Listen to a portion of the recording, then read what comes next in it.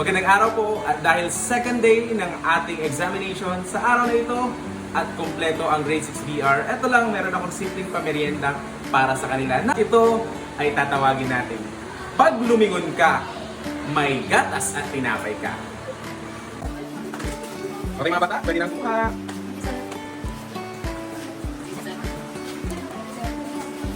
Kaya napipili ang tinapay ninyo.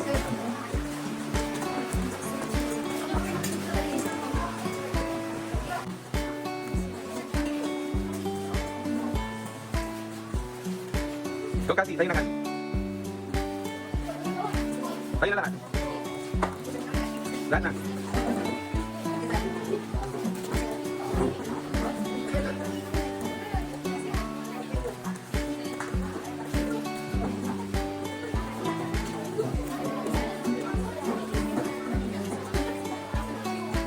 Go na kayo.